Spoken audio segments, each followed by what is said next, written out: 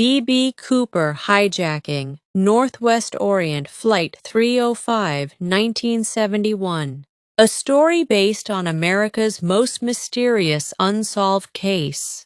Prologue. A calm afternoon that would never be forgotten. November 24, 1971. The Pacific Northwest was wrapped in its typical late autumn gloom. Low slate-gray clouds pressed down on the landscape like a heavy wool blanket, muting colors and sounds. Portland International Airport buzzed with the ordinary rhythm of pre-holiday travel. Businessmen in fedoras and trench coats checked their watches. Families hugged goodbye near the gates, and flight attendants in crisp Northwest Orient uniforms moved with efficient grace. No one paid special attention to the man who approached the ticket counter. He was unremarkable in every visible way. Mid-40s, approximately 5 feet 10 inches tall, weighing around 170 pounds, with dark hair neatly combed and receding slightly at the temples. He wore a dark business suit, a white-collared shirt, a narrow black tie clipped in place, and aviator-style sunglasses despite the overcast sky. In his left hand, he carried a black briefcase. His voice was calm and polite when he purchased a one-way ticket to Seattle under the name Dan Cooper. He paid in cash. No one asked questions. This ordinary-looking passenger was about to etch his name into American folklore, not through violence or spectacle, but through audacity, precision, and an almost supernatural disappearance. Hijacked. Chapter 1. Boarding Northwest Orient, Flight 305. The Boeing 727-100, tail number N467US, was a workhorse of regional aviation. Flight 305 was a short 30-minute hop from Portland to Seattle. On board were 37 passengers and a crew of 6, including 3 flight attendants: Florence Schaffner, Tina Mucklow, and Alice Hancock. Dan Cooper took seat 18C in the very rear of the aircraft, on the right side. He sat quietly, observing. When Florence Schaffner, a poised 23-year-old brunette, passed by offering refreshments, he handed her a folded note without a word. Florence smiled automatically. Passengers often slipped phone numbers or compliments to young attendants. She tucked it into her pocket and continued her duties. A few minutes later, Cooper caught her attention again. "Miss," he said evenly, "you'd better look at that note. I have a bomb." The words landed like ice water. Florence's professional smile faltered. She retreated to the galley, opened the note, and read, "I have a bomb in my briefcase. I will use it if necessary. I want $200,000 in negotiable American currency. I want 2 front parachutes and 2 back parachutes. When we land in Seattle, bring me the money and parachutes. No funny stuff."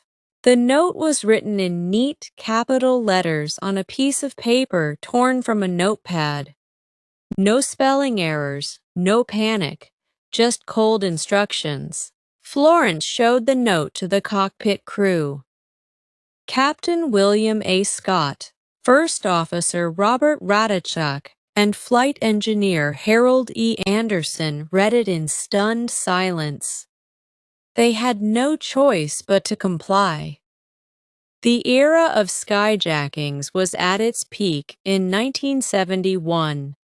Over 30 successful hijackings had occurred that year alone, mostly to Cuba. But this was different. This man was methodical. Chapter 2: A Hijacking Without Panic. What made the D.B. Cooper case legendary was not explosions or gunfire, but its eerie civility. Cooper remained seated in 18C, calm as a businessman reading the evening paper. He ordered a bourbon and soda, his second drink of the flight, and lit a Raleigh cigarette. He chatted politely with the flight attendants, never raising his voice. When Tina Mucklow asked if he was nervous, he replied coolly, "No, this is business." Passengers in the forward cabins remained blissfully unaware. Some read magazines, others dozed. Children colored in activity books. Only the crew knew that a man claiming to have a bomb, later described as a bundle of wires and red sticks inside his briefcase, held their lives in balance. Meanwhile, the cockpit had quietly radioed Seattle-Tacoma International Airport. FBI agents, local police, and military personnel were mobilized. The decision was made at the highest levels: comply fully. No heroics, no shooting. Cooper's demands were specific and professional. He wanted the ransom in $20 bills, unmarked, non-sequential serial numbers. He requested 4 parachutes, 2 main and 2 reserve. Presumably so authorities couldn't sabotage one and hope he'd be forced to use it. He also demanded a fuel truck ready for a long flight south. The FBI worked frantically. Banks were raided for cash. Skydiving clubs were contacted for parachutes.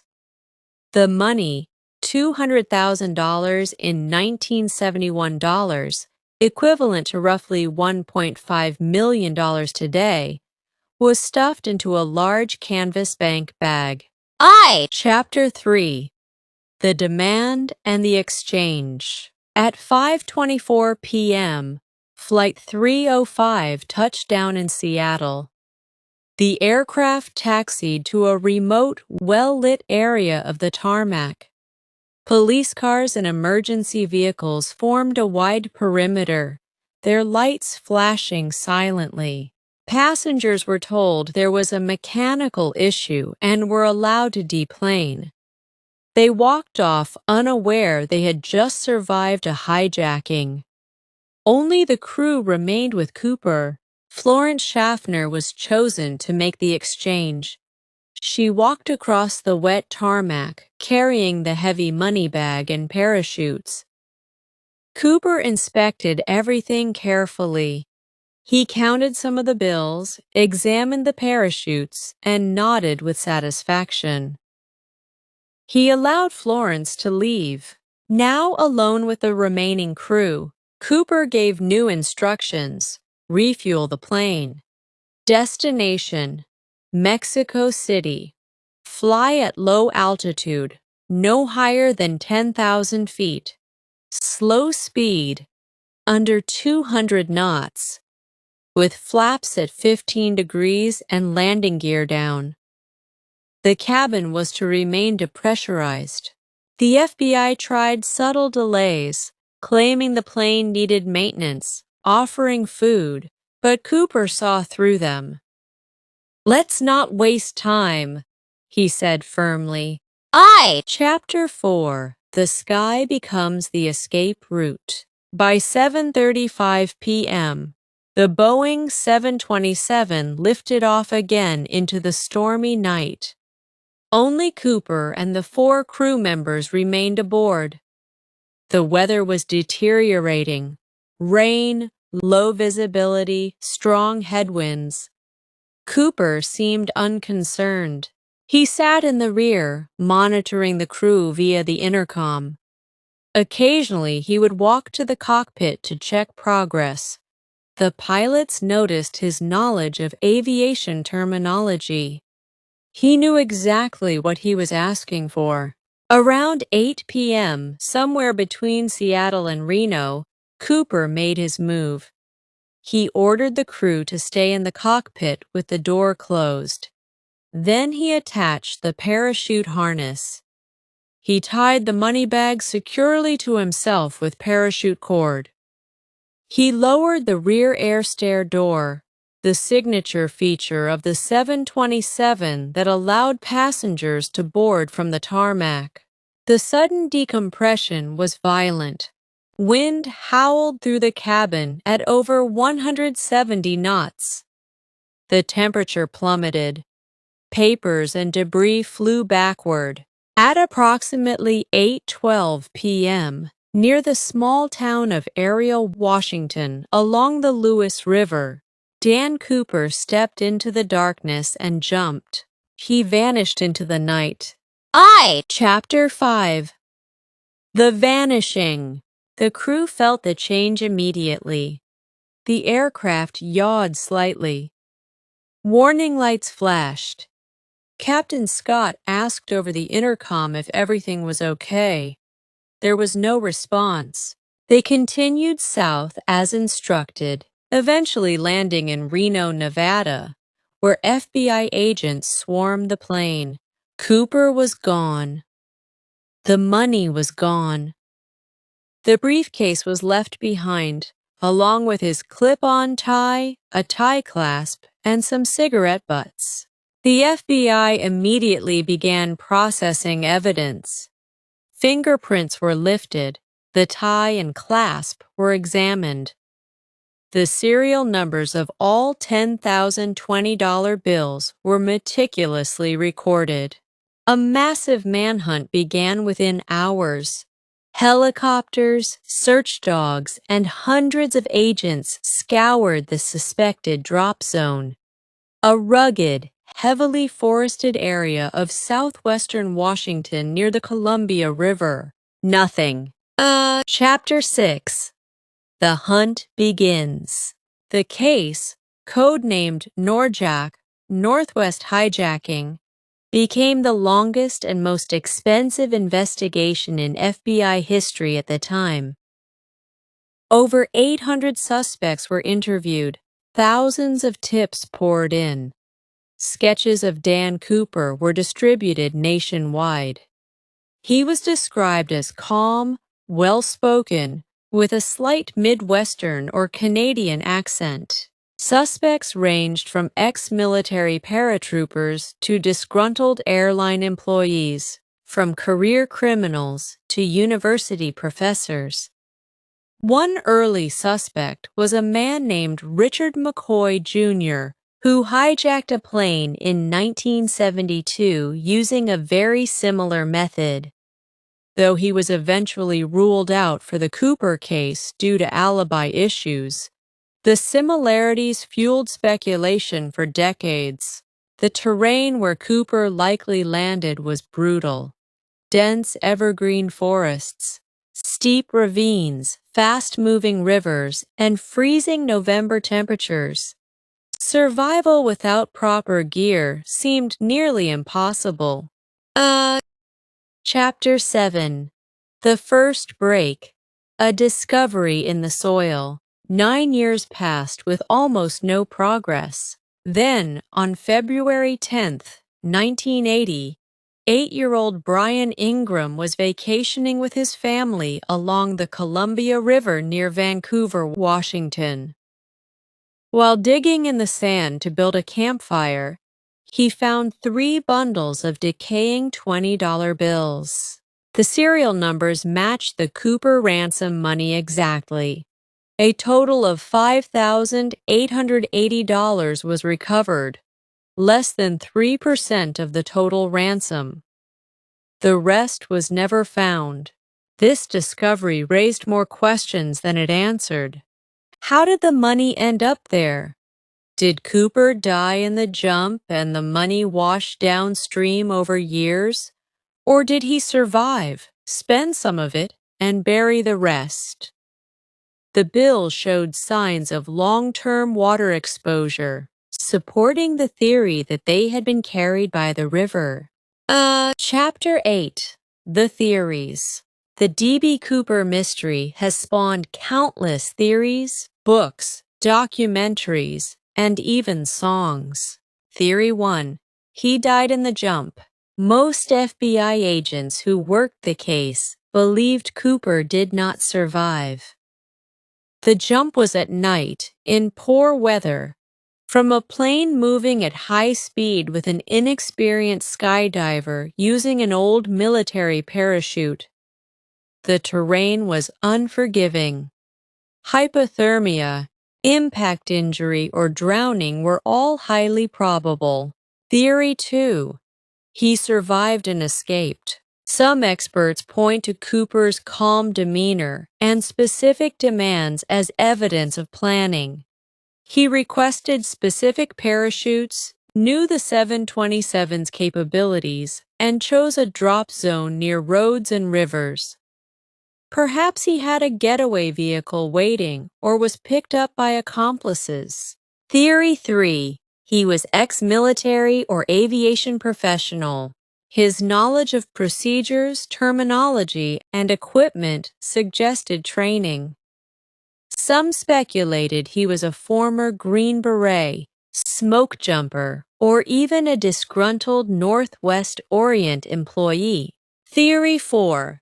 Inside job or hoax. A few theorists claim the entire event was staged with inside help, or that Cooper never actually jumped and somehow slipped away at Reno. Theory 5. The Canadian connection. Some researchers believe he was a Canadian with ties to the Pacific Northwest, possibly using the alias Dan Cooper as a reference to a Belgian comic book hero popular in Canada. None have been proven. Chapter 9. The Legend Grows. By the 1980s and 1990s, D.B. Cooper had transcended crime and become American myth. He was portrayed as a gentleman bandit, a modern Robin Hood, or a symbol of rebellion against authority. Festivals were held in Ariel, Washington. CooperCon events attracted amateur sleuths. Books like The Legend of D.B. Cooper and documentaries on History Channel and Netflix kept the story alive. Even the FBI, after decades of fruitless searching, began to treat the case with a mix of frustration and reluctant admiration. In 2016, they officially suspended active investigation, citing lack of new leads, but the file remains open. Chapter 10. Modern Investigation Attempts. In recent decades, new technology has been applied. Particle analysis on the tie left behind suggested Cooper may have worked in the aerospace or titanium industry. Wind and drift modeling by meteorologists and skydiving experts narrowed the possible landing zone to areas around the Lewis River and Lake Merwin. DNA technology was used on the tie and cigarette butts, though results have been inconclusive or disputed. Citizen sleuths using drones, ground-penetrating radar, and metal detectors continue searching private land. Notable suspects have been proposed by family members and researchers. L.D. Cooper, a relative of a man who claimed involvement on his deathbed. Robert Rackstraw, a former Army paratrooper and pilot who had a criminal history and taunted investigators. Walter Rica, who confessed on his deathbed with alleged evidence. Barbara Dayton, a transgender woman who some believe was Cooper, a theory largely dismissed due to physical mismatch. Every lead has eventually gone cold. Chapter 11. The Final Mystery. More than 54 years later, the D.B. Cooper case remains the only unsolved skyjacking in U.S. commercial aviation history. The man who called himself Dan Cooper later misreported by the media as D.B. Cooper, pulled off what many consider the perfect crime. Not because he got away with millions, he didn't, but because he vanished so completely that his very identity remains unknown. Was he a brilliant criminal mastermind? A desperate father trying to provide for his family? A traumatized veteran seeking one final thrill? Or simply a man who got lucky in the worst possible way? The forests of the Pacific Northwest still hold their secrets. Rivers continue to flow, and on certain stormy November nights, locals swear they can almost hear the distant drone of a Boeing 727 and the faint rustle of a parachute against the treetops. Epilogue. The sky still keeps secrets. The story of D.B. Cooper is not just about a hijacking. It is about the enduring human fascination with the unknown. In an age of surveillance, DNA databases, and digital footprints, one man slipped through every net. He boarded a plane as an ordinary passenger and stepped into legend. Some mysteries are meant to be solved. Others are meant to remind us that the world still contains shadows where even the most determined searchlights cannot reach. On quiet nights, when the clouds hang low over the Cascades and the wind whispers through ancient evergreens, the sky still keeps its secrets. And somewhere perhaps Dan Cooper is smiling. Shh. Closing note. Thank you for watching this account of one of history's greatest unsolved mysteries. The D.B. Cooper case continues to captivate because it represents something primal, the desire to disappear, to outsmart the system, and to leave behind a question that may never be answered. If new evidence ever emerges, another bundle of bills, a deathbed confession with verifiable proof, or a long-lost fingerprint match, the world will stop and listen. Until then, the man in the dark suit remains airborne in our collective imagination. Stay curious, stay safe,